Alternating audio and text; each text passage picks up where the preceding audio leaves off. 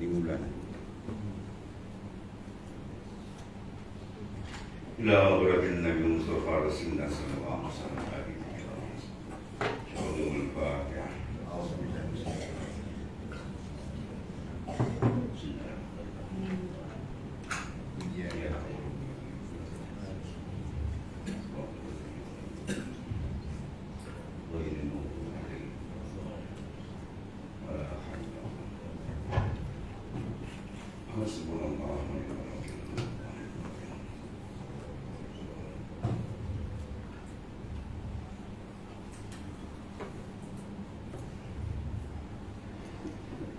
Bismillahirrahmanirrahim. Qala mu'allif rasulullah sallallahu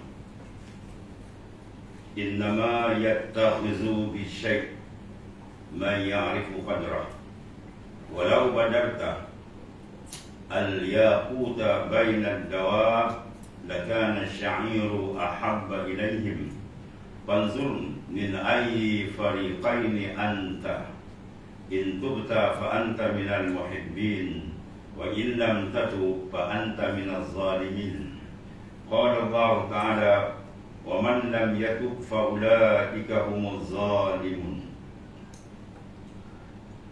wa man taba zafar wa man lam yatub khasir wa la taqta ya'saka wa taqul kam atubu wa ankut fal marid yarju al hayata ma damat fihi ruh. Sesungguhnya yang mengambil perhatian tentang sesuatu perkara ialah orang yang mengetahui nilai suatu perkara itu. Bila dia mengetahui nilai harga sesuatu perkara, mana harga benda itu mahal, benda itu amat penting, maka dia akan memberikan penumpuan, dia akan memberikan perhatian sungguh. Sebaliknya, jika seorang itu jahil dengan satu perkara, maka dia akan bermain-main dengan perkara. Dia membuat acuh tidak acuh. Maka perkara yang besar dalam urusan kita dengan Allah ialah apa? At-taubah, ialah taubat. Taubat adalah perkara yang sangat penting sebab dia merupakan awalul maqamat. Awal-awal kedudukan nilai seseorang dengan Tuhan ialah taubat. Tak ada taubat waktu tak ada nilai langsung di sisi Allah. Sebab taubat adalah pembersihan. Apa yang kita nak bersihkan, cemar, kotor, ya, najisnya maksiat. Dan bila kita tak bertaubat, bermakna dia biarkan kekotoran melekat di badan dia. Mana mungkin seorang itu sembahyang sah kalau najis ada di badan, pakaian dan tempat sembahyang. Sembahyanglah 1000 rakaat pun sembahyang dia tak sah. Itu najis zahir. Yang ni lagi besar najis batin, qalbi, riya, mujib, sum'ah, hasad, dengki, takabur, atau semua penyakit-penyakit yang merosakkan insan. Ya, maka kalau dia tak faham benda tu, dia akan ambil acuh tak acuh. Dia suka tobat, dia tobat. Dia nak menyelidiki tobat pun kadang-kadang dia lupa, dia buat main-main. Itu orang bermain-main. Maka kalau dia tahu benda ni besar, dia sentiasa. Alangkah Rasulullah SAW sini orang yang maksum istighfar 70 kali. Satu riwayat lebih 70. Riwayat ketiga 100 kali. Bayangkan orang yang maksum paling afdal, paling hebat insan, begitu sekali keadaannya. Kemudian jika engkau mencampakkan permata yakut, permata delima, kan mahal, nampak harga dia 100-200 ribu ada. Letakkan pada binatang-binatang, pasti biji gandum itu lebih disukai dari berbanding permata. Permata yang harga dia ratus ribu, besar dia macam biji jagung dia. Kita gaul dengan jagung, bagi ayam makan. Ayam makan lah, dia makan jagung kan. Bila jual permata tu 100 ribu, dia boleh susun biji jagung sampai ke Singapura. Ya, dia boleh susun sampai ke Singapura. Pajak tak boleh makan, bagi lumpur. Itu keturunan dari makan. Tapi dia tak kenal pemata, dia makan jagung kan. Dia kaya sedia pemata, dia buang. Itulah manusia yang otak dia lebih teruk daripada haiwan. Bila dia tak mau bertobat dengan Allah, dia tahu dia berdosa, ya, sedangkan dia biarkan. Dia tahu hasad dengki dia di dalam hati dia, dia biarkan. Maka orang tu dia panggil sejahil-jahil manusia. Ibn Abbas kata apa? Sejahil-jahil manusia. Ajhalun nas man taraka yaqina ma indahu lizanni ma indan nas. Sejahil-jahil manusia mereka yang meninggalkan barang yang dia yakin ada pada diri dia dengan sebab berpegang barang yang dizan pada manusia. Apa dia yakin pada diri dia? Dia tahu diri dia masih jauh dengan Tuhan. Apa dia tahu diri dia masih gelap. Hati dia tak nampak kebenaran. Payah nak ibadat tu gelap. Ya, dia tahu diri hati dia masih keras dengan Tuhan. Lepas tu dia bertaubat minta ampun. Tapi tak, dia biarkan. Dia seronok dengan apa? Zan manusia. Manusia puji dia, wah dia ni hebat lah, dia ni alim lah, dia ni soleh. Ya, padahal dia tahu dia rosak lagi dalam tu, berkarat dalam dia lagi. Tapi zahir dia orang puji, dia seronok dengan pujian orang. Padahal puji orang puji bukan yakin. Orang tahu kalbi dia, orang tak tahu. Ya, sebab tu ulama ni nak ukur orang, jangan ukur luar orang munafik dia belakang. Pakai jubah melerit, jubah sebuku yang Maulana ukur, itu syaitan tahu. Ya, tengok Abdullah bin Ubay bin Salul, bapa munafik tu belah sembahyang belakang Rasulullah SAW, melerit jubah ikut suruhannya. Bukunya munafik ni. Sebab dalam tu nak diukur. Ada ukuran dalam kita ni. Kita sentiasa memerhatikan kesilapan kita sebab kita masih jauh dengan Allah. Kita perlu berjejak makam aulia, memang kita terlampau jauh dengan Tuhan. Dengan perkataan kita dekat kan. Orang yang dekat dengan Tuhan, orang tersingkap hijab dengan Tuhan. Qalbi dia sentiasa manis, lazat dengan Tuhan. Kita sembahyang merokok dan sebagainya. Betul? Anak-anak orang tengok alam tu. Merokok kita dah mengayau. Itulah bukan kita. Lepas tu kita rasa kita hebat. Itu dipanggil sejahil-jahil manusia. Ya. Sama lah ulama misalkan orang yang memuji kamu, najis yang keluar. Dia kata najis kamu tarik kamu ni wangi, betul lah. Dia senyum, orang apa lagi? Bodoh ada ke tarik pun wangi. Ya, jadi maknanya orang puji kamu sedang kamu tu busuk dalam kotor. Tiba-tiba kita seronok. Ya, patutnya kalau orang puji gitu kita menangis. Sebab tu bila orang puji kita, apa doa kita kena baca? Allahumma ja'alni khairun mimma yazunnun. Kemudian wala tu'akhizni bima yaqulun. Ya Allah, jangan engkau jadikan pujian orang tu merosakkan diri, dan jadikan aku lebih baik daripada aku ini. Itu maksudnya. Ya, kita minta supaya jangan pujian tu menyebabkan kita jadi rosak. Ya, kita seronok dengan pujian orang, kita berasa kita hebat habis. Ya. Jadi permata besar di sini apa ibarat ni? Ialah maqam taubah. Ya, maqam taubat tu ibarat apa? Permata sangat mahal. Siapa yang tak bertaubat, makna dia lebih teruk daripada ayam yang memilih jagung daripada permata. Ya. Sebab tidak akan masuk nur makrifat, pancaran sinaran tubuhat akan masuk kalau kalbi dia tak bertaubat. Ya.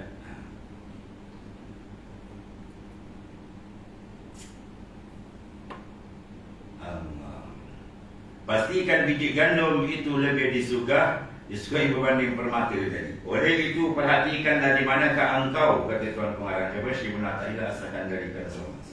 Antara dua pihak, jadi kamu orang yang cerdik ataupun sebaliknya. Orang yang memberi tumpuan benda besar ataupun kamu buat acuh tak acuh dengan perkara yang sangat besar. Itu maqam taubah.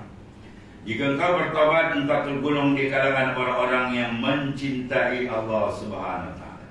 Sebab Allah kasih kepada orang yang bertaubat. Dan jika engkau tidak bertaubat, maka engkau tergolong di kalangan orang-orang yang zalim.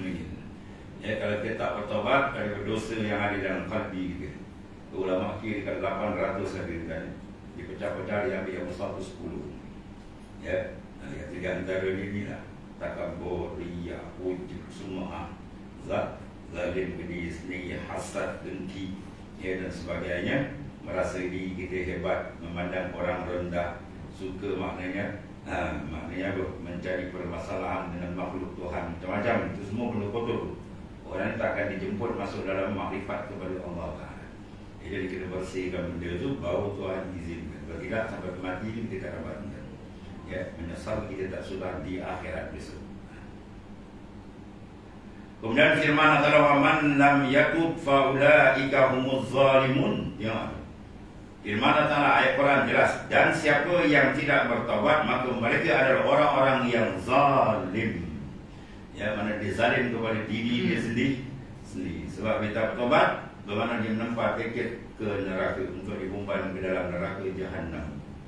Itu Tuhan sebut sebagai amaran, innahu may ya'ti rabba mujriman fa li'annahu jahannam la yamutu fiha wa la yahya. Barang siapa yang balik menghadap Allah, bercerai roh dan jasad dalam keadaan dia masih berkubang dengan dosa dia, zahir, batin, kecil, berlambak, dia tak bertobat, dia tak basuh. Dia atas dunia basuh pinggan mangkuk dia, dia basuh kain baju, kereta dia, kami dia takut buat orang pandang tak elok. Dalam tempat dia Tuhan, dia biarkan berkeladak. Maka Tuhan kata apa? Fali'annahu jahannam, neraka jahannam untuk dia. Ya, la yamutu fiha wa la yahya, dia tak mati dan tak hidup. Mati tidak, hidup tidak. Apa makna dia? Dia tak mati hidup, tak hidup mati kan? Dia dua-dua tidak. Ya, la yamutu fiha wa la yahya, dia tidak mati sebab di sana tak ada kematian lagi. Apabila orang beriman semua ke syurga dan kafir masuk neraka, maka maut itu akan disembelih. Ya, siapa sembelih maut? Malaikat Jibril alaihissalam ala surati kabshin, di atas rupa kibas. Maut itu disebut kibas, malaikat maut sembelih. Isyarat apa? Lepas ni tak ada mati tidak. Kalau hidup sempurna, sempurna. Kalau tidak, walayazubillah. Ya, itu maknanya la yamut, dia tak mati. Wala yahya, dia tak mati hidup. Tak, hidup pun tidak. Sebab apa? Maksudnya di dalam azab itu tidak ada kehidupan yang sebenar. Mana orang yang masuk ke syurga itu hidup sebenar. Bagi Rasulullah menyatakan, ya lan hayat illa, ya Rasulullah menyatakan lal ash illa al aishul akhirah. Tiada kehidupan sebenar dengan kehidupan di syurga itu. Jadi kalau tak masuk syurga, maknanya azab siksa yang sangat dahsyat, merupakan seolah-olah dia tidak hidup. Kalau kata aku ni hidup, dia tak hidup, dia kan dia susah kan. Maka susah neraka lagi dahsyat. Ya, dia hidup macam tak hidup, mati pun tak mati. Begitulah dahsyatnya mereka yang cuai daripada bertobat, sehingga dipintas dahulu maut memintas dia tak dapat membersihkan diri kepada Ta'ala. Allah, siapa bertobat dia telah berjaya. Ya, dan barang siapa tidak bertobat dia pasti rugi dipanggil. Wa man lam yatub khasir. Orang yang tak bertobat dia masuk golongan khasir, masuk golongan khasirin, orang yang rugi. Dia telah menerima azab yang maksud di akhirat kelak. Kemudian jangan engkau memutuskan harapanmu untuk bertaubat dengan kata-katamu. Ini bisikan syaitan iblis, pandai nak menipu. Apa kata dia? Barangkali aku bertaubat sedangkan aku membatalkannya. Aku taubat tu buat balik. Ya. Dia bertaubat, lepas tu buat balik. Syaitan bisikan bertaubat buat balik. Apa ada makna taubat? Tak payah taubat. Mungkin kau ni kau tak kenal kan dia cakap tu. Dibisikan syaitan, bisikan iblis. Maka dijawab, ulama jawab, mana kamu tahu lepas aku taubat aku buat balik? Kemungkinan lepas kita taubat mengiringi kita ajal sampai. Bila ajal sampai dia dah bertaubat, cantik dah. Itu maknanya. Ya. Dan orang bila bertaubat, hati biasanya bersih. Bila bersih, dia tak mau lagi kepada maksiat. Itu maksudnya. Habis. Kemudian persoalan batal atau tidak taubat yang diulang balik. Dia bertaubat sungguh dengan cukup syarat. Ya, tak, dan satu lagi diulang balik perkara. Umpamanya mengumpat di jalan, kan? Taubat sungguh dia takut. Sebab langit yang pertama aja amalan akan ditolak kalau waktu mengumpat lagi. Dia 7 malaikat dijaga, kan? Langit pertama apa? Orang mengumpat. Dia buat ibadat, masya Allah, dia komen hebat. Kan? Baca Quran, zikir, pukul tali tasbih. Di pagi itu naik je langit pertama, ya, sahibul ghibah, malaikat yang menjaga pintu tamu. Dia ada taubat, dia ada apa? Buat maksiat mengumpat orang. Maka dia ambil amal itu sepuk balik dalam kawan. Kalau kita hanya mengumpat 10 tahun amal ibadat kita ditolak langit tamu lagi. Langit dulu nak masuk lagi, ikut 7, masya Allah. Ya. Jadi maknanya apa? Kalau dia tak bertobat, itulah resiko besar dia. Allah. Habis. Jadi kalau sekiranya diulang, adakah batal taubat yang dahulu? Tidak batal. Dia kena taubat yang baru maksudnya. Kecuali kalau masa dia bertaubat lisan saja, sedangkan qalbi dia tidak. Dia menurut dulu lagi dalam doa. Astagfirullah, innallah kana tawwabur rahim, astagfirullah wa atubu ilaih. Itulah apa-apa dapat istighfar, sedangkan qalbi dia tidak ada langsung terkuit untuk sesalan, untuk azam meninggalkan maksiat tadi. Maka tak sah dulu lagi. Taubat itu tak sah dulu lagi. Ya. Taubat mesti dikena 3 syarat kalau dia dengan Tuhan. Pertama, an-nadam, buat taubat. penyesalan. Maka nak sesal bukan senang kan? Nak sesal, nak kuat hati kita tu, waktu takut rasa sesal, Imam Ghazali buat mukadimah dia panjang. Nak kuat hati biar dia rasa sesal. Takut dia tak terkuat, mulut dia dalam apa ada kosong, itu bahaya. Kamu beristifad bil lisan tu nak qalb, bukan dengan hati. Sedangkan taubat tu ya semua amrun qalbi. Taubat semua amrun qalbi. Benda dalam bukan luar. Tapi mulut dia tak gerak, sah taubat. Taubat dengan hati, dia sesat hati.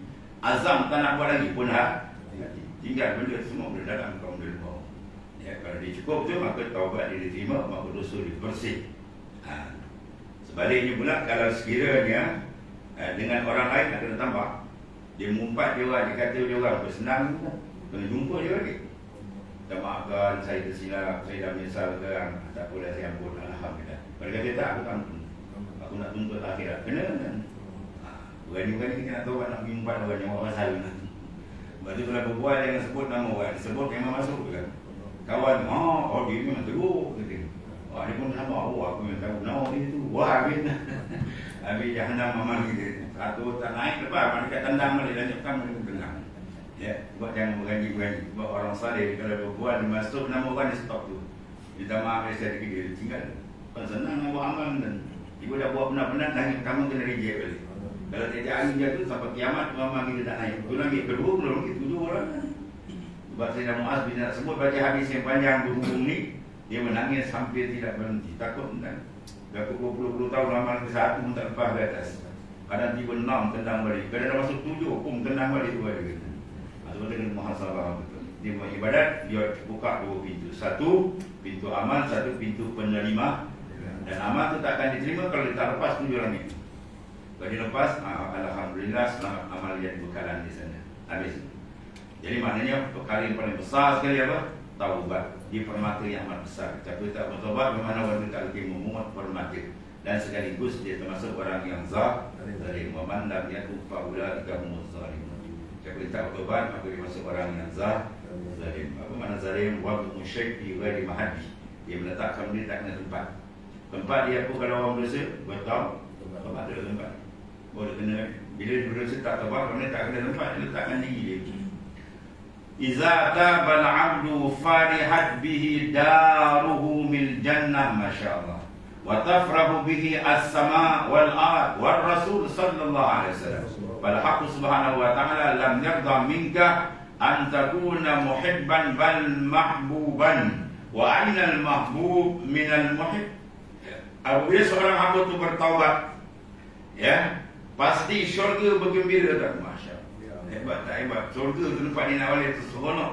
Dengan Tuhan yang akan masuk tadi dah kembali kepada syurga gembira. Langit dan bumi gembira. Bayangkan seorang yang bertaubat dia kena rasakan semua makhluk terseronok dengan dia. Dan kalau tidak semua makhluk akan menyampah yang mengumpul dia. Ya, mengutuk dia kalau dia tak bertaubat. Taubat tu nafsu degil nak taubat dan ya, nafsu tu degil betul. Allah. Dan apabila seorang hamba itu bertaubat, pasti syurga bergembira dengannya. Langit dan bumi juga gembira dengannya. Dan lebih dari itu, Rasulullah SAW turut gembira, Masya Allah. Jadi siapa yang mencari gembira baginda SAW, maka banyak taubat. Banyak bertaubat, Rasulullah sayang kita. Ya, Allahumma jalla.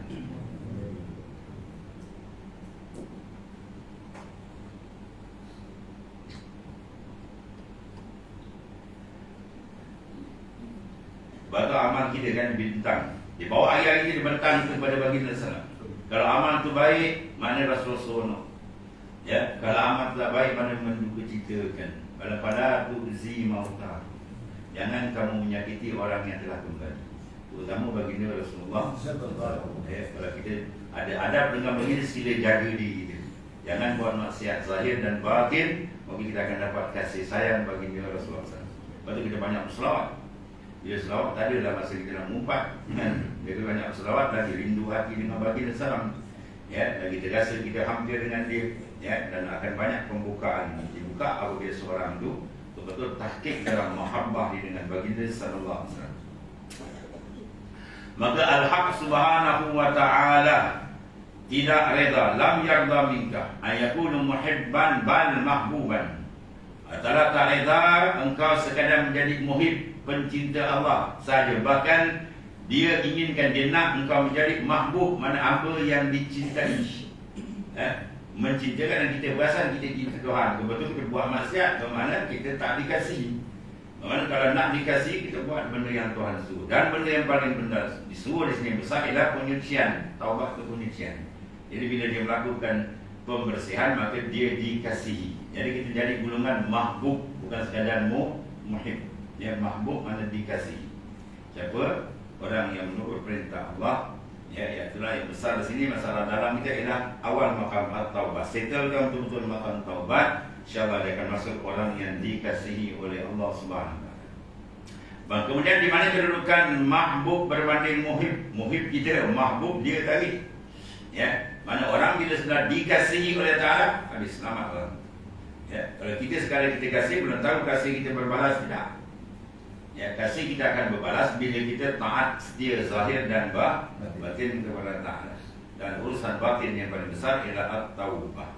Ya, mana orang bila menyucikan diri dia, bermakna dia mencari keridaan Tuhan. Sebab dia tahu Tuhan tak suka dia kotor, Tuhan suka dia bersih. Maka sila sental dengan berus taubat dan sabun istighfar. InsyaAllah cantik, sihat rohani dia, dan dia dapat kasih sayang Allah dan Rasulullah sallallahu alaihi wasallam. Habis. Kemudian ufil li abdin ya'lamu ihsanal muhsin fayajtari'u 'alal ma'siyah. Walakin ma 'arafa ihsanahu man asara 'isyanah wa ma 'arafa qadrahu man lam yuraqibhu wa ma rabiha man istaghala bi ghairihi. Mana celakalah seorang hamba yang mengetahui tentang kebaikan al-muhsin. Ini Allah Ta'ala yang sentiasa memberi kebaikan. Ya, kita bersilap, dibuka pintu taubat. Kita tersilap, dibuka pintu keampunan. Ya, dan seterusnya begitu, dibuka lagi. Tiba-tiba yang dibuat sombong, tak nak masuk. Ya. Kemudian dikata kepadanya, namun terus meneruskan melakukan maksiat kepadanya. Allah Ta'ala beri kita nikmat tidak putus. Ya, nafas oksigen yang kita sedut di pohon tak terbayar. Ya, tahu sakit jantung tahu kan? Ya, orang buat dendam je kita. Nak tarik oksigen nak naik. Kalau dia tarik oksigen tak naik. Macam mana kucing yang lapar dia mengintai apa? Tikus lah kan? Takkan dia limau lah. Ya, dia lapar, dia tengok ikut tikus ada celah lama lagi. Wah, dia pun bui tumpuan tu. Ya, dia pun kena ke badan yang tekam. Tunggu tikus melompat kan. Ekor tu pula minum. Kita tepuk lantai kita tak perasan. Ya. Itu maknanya tawajuh, tumpuan qalbi itu. Itulah dia nak. Itu dipanggil muraqabah. Dia hasil muraqabah daripada muhasabah. Kita muhasabah, isafri akan naik kuat. Maka dinamakan pula muraqabah. Muraqabah ma'iyah, muraqabah ahadiyah, muraqabah mutlak, muraqabah akrabiyah, macam-macam jenis muraqabah. Bentuk-bentuk tumpuan qalbi kepada Allah Subhanahu wa taala. Kalau ma'iyah wa huwa ma'akum aina ma kuntum. Tu ayat Quran kita pakai muraqabah ya. Wa huwa ma'akum, Allah Taala serta kamu. Aina ma kuntum. Di mana saja kita berada. Kita tak renggang daripada dia. Ilmunya, iradahnya, semua sentiasa dengan dia. Ya. Lepas kita buat tak perasan dia ni. Kalau bos tengok, dia buat tak perasan. Oh, mana kena dia. Dia buat leka sedangkan bos dia berhati. Ada yang mana kena dia. Berarti kita sentiasa muraqabah akan Allah SWT. Muraqabah ahadiyah memandang ketunggalan dia. Baik nama Tuhan lupa sama wajib. Di mana saja kamu pada sama di sana ada wajibullah, ay wajibut tajalliyah. Ya wajib tajalli. Namun muraqabah tak faham bayar kan. Kita maju Suludin. Yuli masuk tarekat tak faham Suludin. Baik nama Tuhan lupa sama. Di mana saja kau ada perantara itu. Mana Tuhan pada sana semua di Tuhan. Baca begitu dah. Syirik pula dengan Tuhan. Ya. Kadang tarekat Suludin tadi bahaya ke? Dia tak tahu muraqabah apa makna yang dikatakan ba'aina ma Tuhan lupa sama. Kalau zahir ayat sama di sana wajah Allah, di sana wajah Allah. Kau pandang depan wajah Allah, sana wajah Allah. Ada banyak tak Tuhan? Ya, bukan tu maksud dia. Maksud dia wajah tajalliyat. mana wajah pentajalian. Mana semua yang kita pandang ni dia panggil tempat pentajalian. Kalau bahasa kita apa? Cermin. Semua makhluk ni cermin untuk memandang kebesaran keagungan Tuhan tu maksudnya. Kita pandang mana mesti nampak. Pandang pokok nampak kebesaran dia. Pandang ke sana nampak keasaan, ketunggalan, pentadbiran yang maha dahsyat hal ini. Jadi murakabah supaya sentiasa kalbi kita tidak boleh luput dengan dia. Ya, maka siapa sentiasa dengan Tuhan kita akan luput. Wajah Allah wajah kulla syai'. Yang mendapat Allah Taala, mana mendapat makrifat sebenarnya Tuhan, dia akan dapat segala-galanya. Macam-macam futuhat akan dibuka oleh Allah Subhanahu wa taala. Dan orang-orang yang tidak pernah murakabah, tak pernah mengintai kepada Allah Taala, kalbi dia tak ada, dia mengintai orang kan. Apa orang? Orang kata, oh, buka betul. Orang pakai pujian nak pasal ni banyak dia. Waktu lagi ada kalbi kita orang, lagi orang tak sampai ke Tuhan. Kerat orang daripada kalbi kita. Ya, asyikkan diri kita dengan Allah Taala. Memandang kebesaran, keagungan, nikmat yang sangat dahsyat supaya hati kita dapat bermanja dengan dia. Dan orang-orang yang sibuk dengan selainnya tidak pernah untung. Tengok dia. Wa man rabiha wa ma rabiha, tak akan dapat untung. Mana tak untung apa? Rugi nanti. Siapa dia? Manis tawala biwairi. Orang yang asyik dengan makhluk. Kalbi tak madap Tuhan. Orang tu rugi sergi-rugi. Sehingga dia akan tertipu dalam ibadat pun dipusingkan makhluk. Ibadat supaya orang tengok. Seronok dengan pujian orang. Gembira bila dibesarkan orang. Habis jangan. Osak, serosak-rosak. Sebab beribadat satu hal bukan senang buat. Matang dalam ibadat lagi payah. Ya, matang dalam ibadat payah. Banyak ibadat tapi tak matang. Macam budak-budak suka dipuji, suka disanjung apa ya. Ya, bagi kita nak suka al-farah billah, berseronokkan dengan Tuhan, bukan dengan makhluk. Siapa yang berseronok dengan makhluk, maka terhakislah seronok dia dengan makhluk letak luar ni, dia masuk dalam. Bukan tempat makhluk di dalam kalbi dia. Dalam kalbi dia tempat membesar, berlazat, bernikmat dengan Allah. Itu dia panggil Baitur Rabb. Kalbi dia panggil Baitur Rabb. Rumah Tuhan, rumah untuk urusan kita dengan dia. Ya, membentuk kecintaan, membentuk mana ketakwaan semua dalam. Bahawa kalbi dia akan cantik dan dikasihi oleh Allah, dan dia akan bukakan berbagai-bagai rahsia yang hebat-hebat. Ya, itu di antara pengawasan terhadap kalbi selalu dimurakabah. Hadid basar iman dimurakabah. Mana tajamkan pandangan iman yang Tuhan Nabi itu dengan banyak murakabah. Betul Rasulullah SAW dalam Mukhtar hadis kalau sebuah rumah, beliau ada satu bilik khas dipanggil tempat khalwah. Ya, tempat kos kita dengan dia. Sebab urusan penuh semua dia kan. Lepas mengajar malam tu dia masuk bilik, dia kunci, seorang tak tahu. Bilik sampai mati, bini dia tak pernah masuk. Ya, itu urusan di muhasabah balik, di murakabah balik. Ya, bawa nanti amalan ni, bawa dari punya ilmu, ada kualiti amalan tu, kualiti. Sebab tu dia tengok tu guru hebat-hebat orang ni. Guru hebat-hebat. Sebab apa hebat? Sebab jiwa dia dengan Allah tu rahsia. Jiwa dia dengan makhluk tak ada harga. Habis dan satu lagi fa'alima anna nafsa tarmuhu ilal halakati fatabi'aha wa alima anna al-qalba yarmuhu ila rushdi fa'asahu wa alima qadran muqsa yafawajahu bil ma'siyati walam alima tisafuhu bi'azamatih lama qabalahu biwujudi ma'siyati.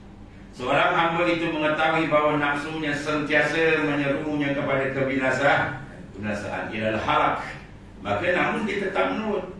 Ya, dia tahu ni, dia bawa kita ke arah kecelakaan, membinasakan dia. Tahu dah orang kata tu, yang hitam tu kali kopi, itu roundup, dia telan dia kena. Mahu dia jawab ni. Dah tahu benda tu bahaya meresah, kita ambil juga, tu berat. Namun dia tetap menurutnya. Sebab apa? Nafsu punya tarikan dari dia. Dan juga mengetahui bahawa hati sentiasa menyerunya kepada petunjuk, yang menyeru kepada jalan petunjuk, namun dia menderhakai. Hati kecil kan ajak, bila aku nak balik ke Tuhan, bila nak dekat betul hilang dia. Yang ego nafsu dia. Ya. Dia juga mengetahui kebesaran Allah Ta'ala, Tuhan yang diderhaka, bukan jalan-jalan, pemilik sekalian alam, Tuhan punya sekalian alam. Dia derhaka, namun dia tetap menghadapkan dengan maksiat.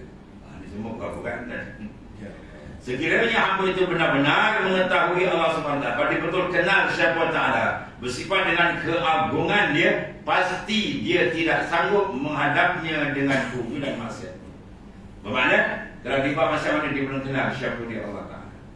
Ya, kalau betul-betul terpancar nur makrifat dalam kalbi dia, memang hati dia tak beranjak pada yang lain. Dia akan seronok rindu dengan Tuhan dan gerun untuk melakukan maksiat. Itulah sifat hati sunnah. Sebab ilmu kalbi ini besar. Ilmu yang merangkaikan bila itu bersih betul, memang cantik kedudukan dia dengan Allah Subhanahu Wa Taala. Kemudian wa alima qurban lahu ila wallah. Bismillahirrahmanirrahim.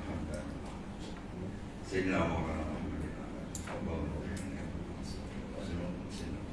إن خير كل أمور